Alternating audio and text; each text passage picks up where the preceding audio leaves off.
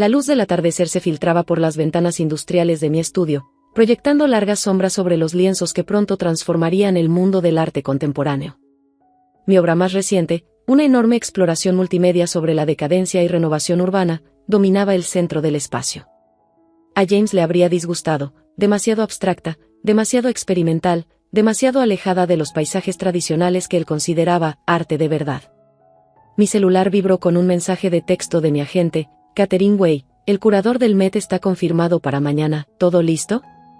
Recorrí el estudio con la mirada por última vez, contemplando la colección que representaba 5 años de romper límites y desafiar convenciones. Lista, respondí, aunque mis manos temblaban levemente al escribir. La ironía no se me escapaba. 10 años atrás, era una prometedora joven contadora en la firma de mi hermano, y pintaba en secreto durante las horas preciadas entre la medianoche y el amanecer. James había descubierto mi trabajo durante una inspección rutinaria de oficina, encontrando bocetos escondidos entre declaraciones fiscales e informes de auditoría. Elena, me dijo entonces, con ese tono tan familiar de condescendencia y preocupación, esto no es en lo que deberías estar enfocada ahora. La firma se está expandiendo. Estamos a punto de nombrarte socia junior. No puedes perder el tiempo en distracciones infantiles. Los bocetos que encontró ni siquiera eran de mis mejores trabajos, solo estudios rápidos de clientes y colegas, capturando momentos de humanidad en el ambiente corporativo estéril. Pero su desprecio cristalizó algo que llevaba sintiendo desde hace años, la creciente desconexión entre la vida que vivía y la artista que necesitaba ser. Esa noche, me quedé tarde en la oficina, organizando mis archivos y redactando una carta de renuncia que no solo sorprendería a James, sino a toda nuestra familia. Los Morrison habíamos sido contadores por 3 generaciones. El arte era algo que se apreciaba en galas benéficas, no algo que se creaba. Estás tirando por la borda todo lo que hemos construido, argumentó James cuando le entregué mi renuncia. Esta firma es tu legado. No, le corregí en voz baja. La firma es tu legado. Yo necesito encontrar el mío. Los años siguientes fueron un torbellino de exposiciones en pequeñas galerías, trabajos de enseñanza en escuelas de arte locales, y horas interminables en mi estudio. Vendí mi departamento y me mudé a una bodega reconvertida que podía albergar obras de gran formato. Mis ahorros se redujeron y luego desaparecieron por completo. Pero algo extraordinario estaba ocurriendo, mi arte estaba evolucionando, encontrando su voz. Comencé a experimentar con materiales no convencionales, incorporando documentos financieros, memorandos corporativos y libros contables a mis pinturas. La estructura rígida de mi vida anterior se convirtió en la base para obras que exploraban los temas de la restricción y la liberación. Los críticos empezaron a notarlo. Mi primer gran oportunidad llegó cuando la Galería Chelsea presentó mi obra, Audit Trail, una instalación masiva que transformó desechos corporativos en un comentario sobre la destrucción ambiental.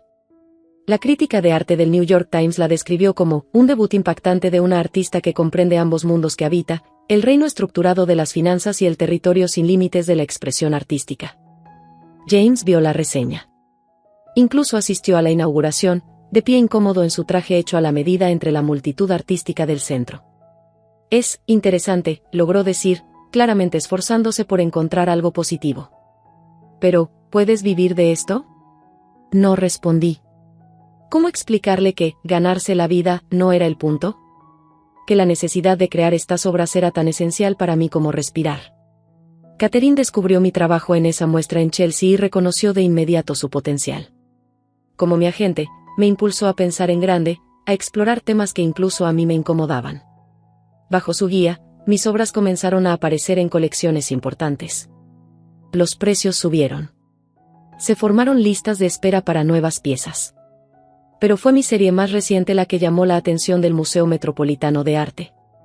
Titulada Riesgo Calculado, consistía en 12 enormes lienzos que combinaban técnicas tradicionales de pintura con elementos digitales y objetos encontrados del mundo financiero. Cada obra exploraba un aspecto diferente del impacto del capitalismo moderno en la conciencia humana. La pieza central, Derivado, incorporaba algoritmos reales de trading en su estructura, creando patrones que cambiaban sutilmente dependiendo del ángulo del espectador. Era técnicamente compleja, emocionalmente cruda y completamente distinta a todo lo que había creado antes. Mañana, Sarah Chen, la curadora de arte contemporáneo del Metropolitano, vería la colección. La posibilidad de una adquisición por parte del museo había parecido imposible apenas unos años atrás. Ahora se sentía como estar al borde de un precipicio, lista para saltar a una nueva etapa de mi carrera. Mi teléfono volvió a vibrar, otro mensaje de Catherine: el Times quiere hacerte un perfil. ¿Están interesados en tu transición de las finanzas al arte? ¿Lo agendo? Dudé, pensando en James y cómo esto afectaría nuestra ya tensa relación. Aún nos veíamos en reuniones familiares, manteniendo una distancia cuidadosa que se volvía más pronunciada con cada año. Él ya no preguntaba por mi arte, y yo nunca mencionaba el éxito continuo de su firma. Agéndalo, respondí finalmente. Esta historia debía contarse, no solo por mí, sino por cualquiera atrapado entre la obligación y la pasión. Esa noche trabajé hasta tarde en el estudio, haciendo ajustes finales a la iluminación y a la colocación de cada pieza. La colección sería vista como una narrativa completa, cada obra construyendo sobre los temas de la anterior. Tenía que ser perfecta. Al retroceder para evaluar el efecto general, mi mirada se posó en un pequeño boceto clavado en la pared, uno de esos primeros dibujos de oficina que James había descubierto. Lo conservé como recordatorio de dónde comenzó todo este viaje. Las líneas simples capturaban un momento de desesperación silenciosa, una joven contadora mirando por la ventana, soñando con algo más. Mañana determinaría si ese sueño había valido la pena. La adquisición por parte del Met significaría más que validación profesional, representaría un cambio fundamental en cómo se percibía mi obra. Ya no solo arte contemporáneo, sino historia del arte contemporáneo. Toqué el boceto con suavidad, recordando el miedo y la emoción de aquellos primeros días. Dedícate a tu trabajo de oficina, me había dicho James. Pero él no entendía que el arte no era un trabajo, era lo que yo era, lo que siempre había sido. El estudio se quedó en silencio mientras la noche caía sobre la ciudad. A través de las ventanas, podía ver las luces de los edificios de oficinas donde personas como mi antiguo yo trabajaban hasta tarde, tal vez albergando sueños propios. Mi arte era para ellos también, un recordatorio de que nunca es tarde para convertirte en quien estás destinado a ser. Las piezas estaban listas. La historia que contaban era verdadera. Mañana, Saracen vería esa verdad o no. Pero independientemente de su decisión, yo sabía con absoluta certeza que había tomado la decisión correcta hace 10 años. Ya no era Helena Morrison, contadora. Era Helena Morrison, artista. Y mañana, el mundo del arte entendería exactamente lo que eso significaba. Saracen llegó puntualmente a las 10 de la mañana siguiente, con su reputación de puntualidad y estándares exigentes precediéndola. Se movía por mi estudio con pasos medidos, observando cada obra con la atención cuidadosa que la había convertido en una de las curadoras más respetadas del arte contemporáneo. Tu uso de instrumentos financieros como elementos artísticos es fascinante, comentó, estudiando, derivado, con intensa concentración. La integración de patrones algorítmicos con técnicas tradicionales de pincel crea un diálogo poderoso entre la expresión humana y la restricción sistemática. Catherine permanecía en silencio al fondo, permitiendo que la curadora formara sus propias impresiones. Yo también guardaba silencio, observando la evaluación metódica de Sara sobre cada pieza. Tomaba fotografías, hacía anotaciones y, de vez en cuando, retrocedía unos pasos para ver las obras desde otros ángulos. Después de 2 horas, se dirigió a mí directamente. Señorita Morrison, su trabajo representa algo que rara vez vemos en el arte contemporáneo, una visión auténtica de los sistemas que moldean la vida moderna. Su experiencia en finanzas no es solo un dato biográfico, es un componente esencial de su lenguaje artístico. Hizo una pausa, consultando sus notas. El Metropolitano está interesado en más que solo adquirir algunas piezas individuales. Nos gustaría discutir la posibilidad de establecer una sala dedicada a toda su serie, riesgo calculado, junto con obras seleccionadas de sus colecciones anteriores. Las palabras tardaron un momento en asimilarse. Una sala dedicada en el Museo Metropolitano de Arte superaba cualquier cosa que hubiera imaginado posible. El jadeo sutil de Catherine confirmó la magnitud de la oportunidad. Además, continuó Sara, nos gustaría inaugurar el espacio con una retrospectiva de su recorrido, desde las finanzas hasta el arte. La narrativa de su transformación añade otra dimensión a su obra que creemos resonará profundamente con nuestro público. Los meses siguientes pasaron en un torbellino de preparación. Cada obra tenía que ser documentada, conservada y preparada para la instalación. El equipo arquitectónico del museo trabajó para transformar el espacio designado en un entorno que realzara la experiencia del espectador mientras preservaba la energía cruda de las piezas. El perfil del New York Times se publicó 2 semanas antes de la inauguración, con una fotografía de página completa mía en el estudio bajo el encabezado, de los balances a los pinceles, Elena Morrison redefine el arte contemporáneo. El artículo trazaba mi evolución de contadora reticente a artista revolucionaria, con citas de críticos y coleccionistas prominentes que habían apoyado mi trabajo. James llamó el día que se publicó el artículo. Vi la nota en el Times, dijo, con un tono de incertidumbre poco familiar. Elena, yo no tenía idea. No, respondí en voz baja. No la tenías. Siguió un largo silencio. ¿La inauguración en el Metropolitano, estaría bien si asistió? La pregunta me tomó por sorpresa. James no había ido a ninguna de mis exposiciones desde aquella primera y torpe aparición en la Galería de Chelsea. Sí, me escuché decir. Me gustaría. La noche de la inauguración llegó con ese clima otoñal perfecto que hace que Nueva York parezca mágico. La fachada del Metropolitano brillaba al atardecer mientras una corriente constante de invitados subía las majestuosas escaleras de entrada. Adentro, la élite del mundo del arte se mezclaba con profesionales financieros intrigados por la inusual intersección de sus mundos con el arte. Estaba con Catherine cerca de la entrada de la nueva sala, saludando a los invitados y recibiendo felicitaciones. Entonces lo vi, James, algo fuera de lugar a pesar de su smoking perfectamente entallado. Sostenía una copa de champán con una mano, mirando fijamente el letrero que estaba por ser develado. Elena, dijo al acercarme. Esto es impresionante. Hizo un gesto vago hacia la multitud, el museo, toda la velada. Antes de que pudiera responder, Sarah Chen subió al podio. La sala guardó silencio mientras comenzaba su discurso. El arte siempre ha sido un espejo de la sociedad, reflejando nuestros valores, nuestras luchas y nuestras aspiraciones. Esta noche, celebramos a una artista que ha creado no solo un espejo, sino una ventana, una que ofrece una perspectiva única sobre la intersección entre el comercio y la creatividad. La cortina que cubría la entrada se retiró, revelando las letras doradas, la colección contemporánea Morrison. La copa de champán de James se resbaló de sus dedos, estrellándose contra el suelo de mármol. Nadie lo notó, todas las miradas estaban puestas en el espacio revelado, donde mis obras colgaban en perfecta armonía con la arquitectura clásica. Dios mío, susurró James. De verdad lo lograste. Los invitados fluyeron hacia la nueva sala, sus exclamaciones de asombro resonando en el espacio.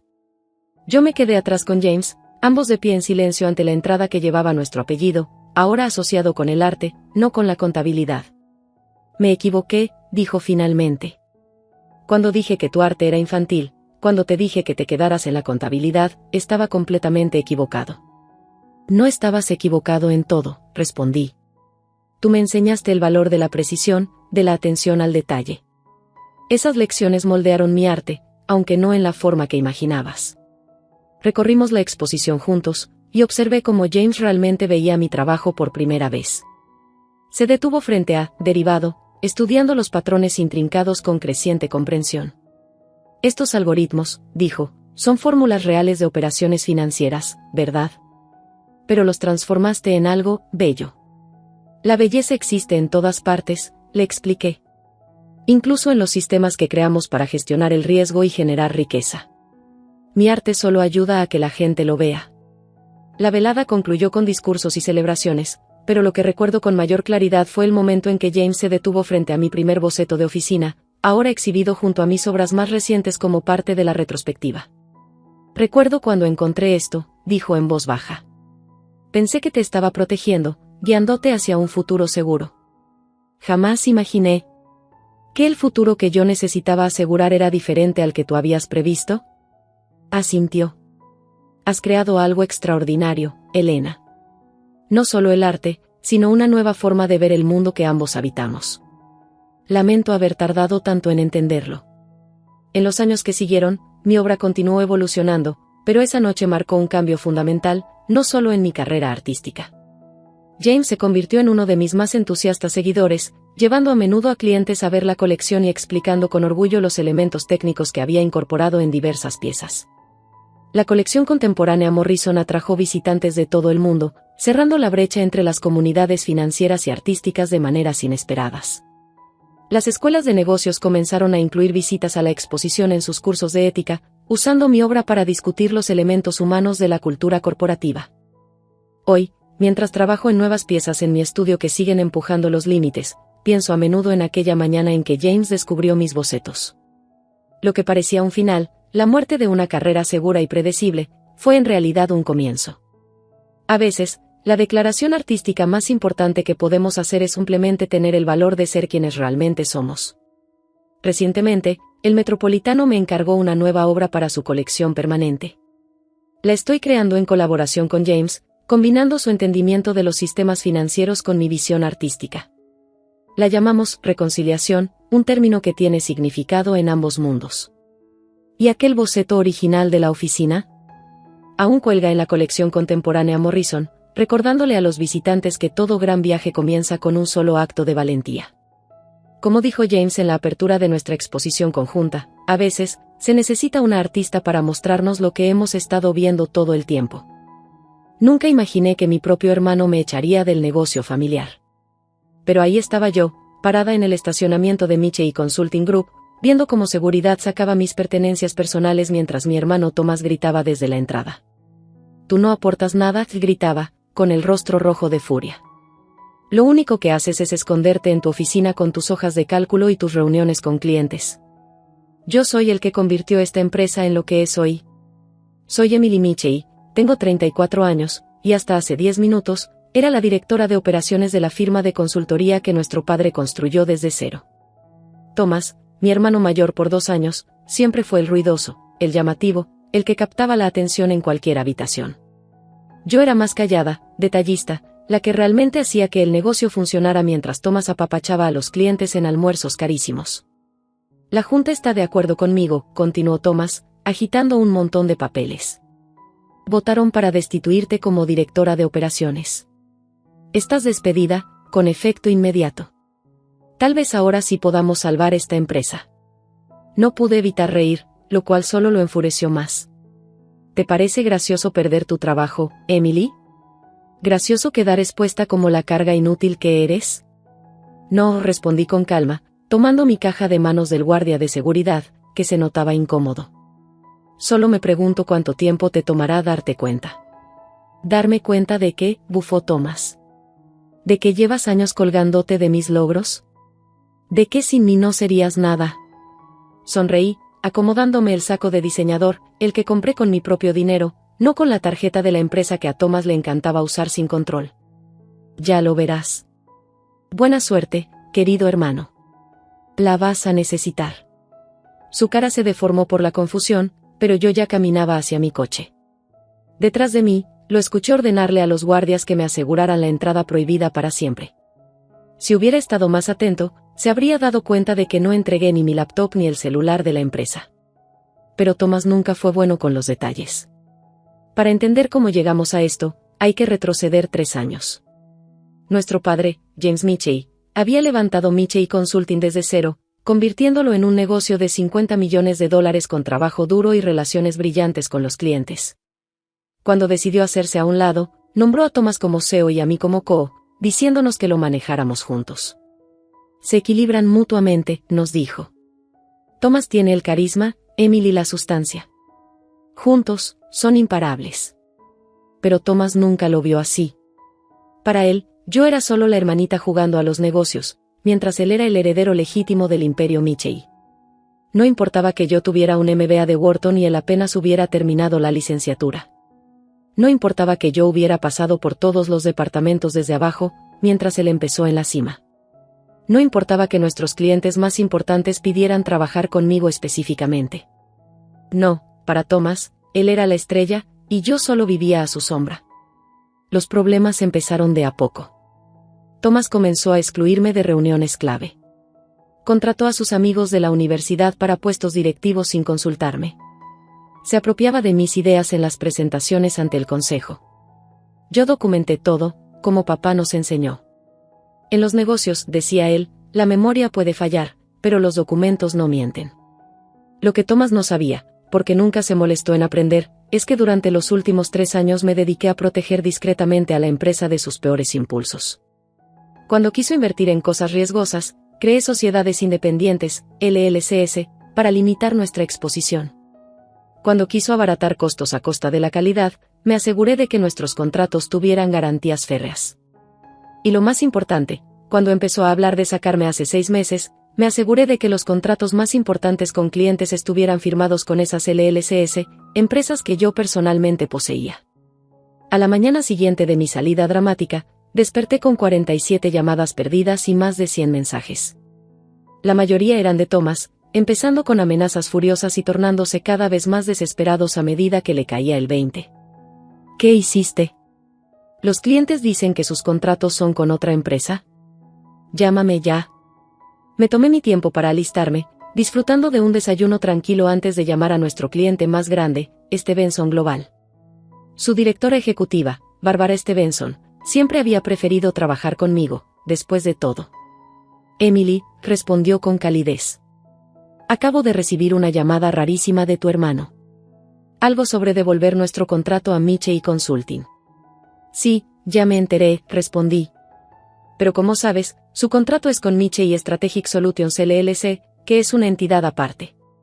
Solo quería asegurarte que el servicio seguirá como siempre. Qué alivio, suspiró Barbara.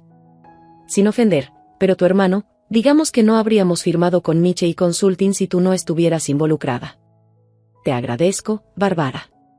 De hecho, estoy planeando lanzar mi propia firma de consultoría. ¿Te interesaría escuchar más? Por supuesto. Mándame los detalles cuanto antes. Al mediodía ya había hablado con nuestros 5 principales clientes, todos ansiosos por seguir conmigo. Thomas debió darse cuenta de que algo andaba mal, porque se apareció en mi casa, golpeando la puerta. Abre, gritaba. ¿Qué les hiciste a mis clientes? Abrí la puerta, disfrutando su apariencia desaliñada, el traje carísimo arrugado, su peinado perfecto hecho un desastre. ¿Tus clientes? Creo que si revisas bien los contratos, verás que en realidad son míos. Esto es imposible, balbuceó. Esas LLCs son parte de Michei Consulting. En realidad, no. Son entidades independientes que establecí para proteger la empresa de tus decisiones más arriesgadas. La Junta aprobó su creación, aunque claro, tú nunca leías las actas de las reuniones. La cara de Thomas pasó de roja a blanca. ¿Tú planeaste esto? No, Thomas. Tú lo planeaste. Yo solo me preparé para el día en que finalmente mostraras tu verdadera cara. Le entregué una carpeta. Estos son los contratos con los clientes. Como puedes ver, todos están con empresas que me pertenecen. Empresas a las que tú acabas de despedir. Elogió los papeles, las manos temblando. Esto es robo. Te voy a demandar. ¿Para qué? Todo se hizo legalmente, con la aprobación de la Junta. Mientras tú te pasabas llevando a los clientes a cenas caras con la tarjeta de la empresa, yo me encargaba en silencio de que nuestros intereses comerciales reales estuvieran protegidos. Papá nos enseñó a los dos a hacer eso, ¿recuerdas? Tú simplemente nunca prestaste atención. ¿Papá? Thomas se rió amargamente. Papá siempre te quiso más. Siempre elogiaba tu atención al detalle, mientras criticaba mis decisiones impulsivas. Él intentaba ayudarte a ser un mejor hombre de negocios. Pero tú estabas demasiado ocupado interpretando el papel de gran CEO para escuchar. La Junta no va a permitir esto. ¿La Junta? Sonreí. ¿Te refieres a los amigos que nombraste y que no saben nada de cómo manejar una empresa? Buena suerte con eso. Ah, y tal vez deberías revisar las finanzas de la empresa. Como despediste a la persona que realmente manejaba el dinero, puede que encuentres algunas sorpresas. La cara de Thomas pasó de blanca a gris. ¿Qué quieres decir? Solo que tus gustos caros y tus inversiones arriesgadas no han pasado desapercibidos. Los informes trimestrales deben entregarse la próxima semana. Debería ser una lectura interesante. Él dio un paso atrás, finalmente entendiendo la magnitud de su error. Emily, podemos hablar de esto. Vuelve a la empresa. ¿Podemos arreglarlo? ¿Cómo arreglaste las cosas cuando hiciste que seguridad me echara? ¿Cuándo me humillaste frente a todo el personal? Negué con la cabeza. No, Thomas. Tú tomaste tu decisión. Ahora tienes que vivir con ella. En las semanas siguientes, el mundo cuidadosamente construido de Thomas empezó a desmoronarse. Sin mí allí para manejar las finanzas y corregir sus errores, el verdadero estado de Miche Consulting salió a la luz. Sus gastos extravagantes dejaron a la empresa sin dinero en efectivo. Sus decisiones apresuradas crearon enormes responsabilidades. Y sin los ingresos de los clientes que realmente estaban contratados a través de mis LLCs, la empresa estaba en serios problemas. Los miembros de la junta que él había nombrado, en su mayoría amigos que esperaban puestos cómodos, se voltearon rápidamente contra él cuando se dieron cuenta de que podrían ser responsables por su mala gestión. Exigieron su renuncia, pero para entonces ya era demasiado tarde. Mientras tanto, lancé mi propia firma, Miche Strategic Consulting. La mayoría de nuestros antiguos clientes me siguieron, atraídos por la estabilidad y el profesionalismo que siempre habían apreciado. Contraté a varios empleados clave que estaban frustrados con el estilo de liderazgo de Thomas, incluidos nuestros mejores gerentes de proyectos y analistas. 3 meses después de mi salida dramática, Thomas apareció en mi nueva oficina. Se veía terrible, su traje de diseñador reemplazado por uno de la tienda, su reloj caro desaparecido. El banco está ejecutando la hipoteca, dijo sin preámbulos. Están llamando los préstamos. Miche Consulting se declarará en quiebra a finales de mes. Lo sé, respondí. Me llamaron ayer para discutir la adquisición de los activos. Su cabeza se levantó. ¿Vas a comprar la empresa? Solo las partes que valgan la pena salvar. El nombre de la marca. Parte de la propiedad intelectual.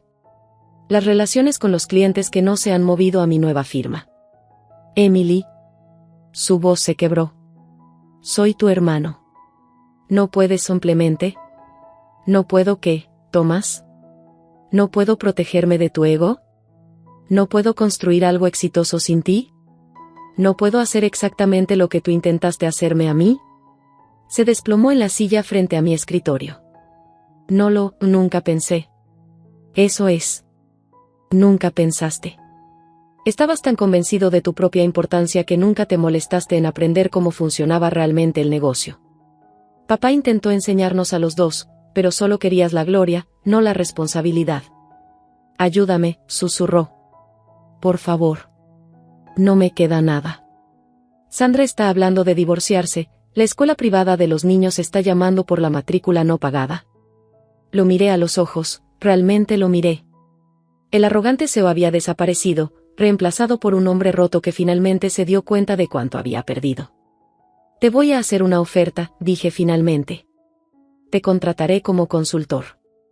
No un ejecutivo, ni un director, un consultor. Comenzarás desde abajo y trabajarás para aprender todo lo que debiste haber aprendido hace años. ¿Quieres que trabaje para mi hermanita?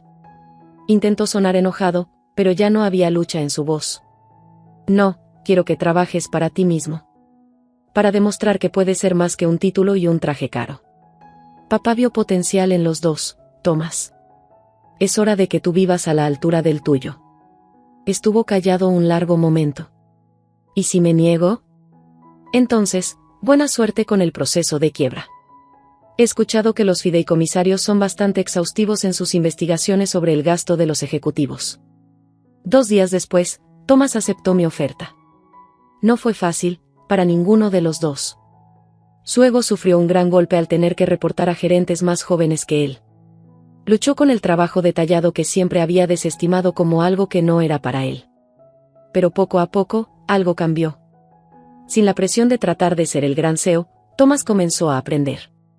Empezó a hacer preguntas en lugar de suponer cosas. Prestaba atención en las sesiones de capacitación en lugar de jugar con su teléfono. Y gradualmente, empezó a entender lo que papá había intentado enseñarnos todo este tiempo, que el verdadero éxito en los negocios proviene de la sustancia, no de la apariencia. 1 año después de mi salida de Miche Consulting, estaba sentada en mi oficina revisando los informes trimestrales. Miche Strategic Consulting había triplicado su tamaño. Habíamos adquirido los valiosos activos de la antigua empresa por una fracción de su valor. ¿Y Thomas? Acababa de completar su primer proyecto exitoso como consultor junior. Papá me llamó esa noche. Escuché sobre el proyecto de Thomas, dijo. Hiciste lo correcto al hacer lo que hiciste. Lo sabías, ¿verdad?, le pregunté. Sobre las LLCs, sobre mis preparaciones. Se rió. Les enseñé a los dos a protegerse en los negocios. Thomas nunca escuchó, pero tú sí. Estoy orgulloso de ti, Emily. No solo por tener éxito, sino por darle a tu hermano la oportunidad de aprender de sus errores. Él es diferente ahora, le dije. Realmente está haciendo el trabajo, en lugar de solo tomar el crédito. Eso es porque finalmente entiende lo que intenté decirles a los dos: el éxito no se trata de quien tiene el título más grande o la oficina en la esquina. Se trata de conocer tu negocio de adentro hacia afuera, proteger lo que importa y estar preparado para cualquier cosa. Después de colgar, miré por la ventana de mi oficina mientras Thomas lideraba una reunión con un cliente en una de las salas de conferencias. Estaba concentrado, involucrado, realmente escuchando en lugar de esperar su turno para hablar. Los trajes caros y los relojes llamativos habían desaparecido, reemplazados por algo mucho más valioso: conocimiento real y confianza ganada.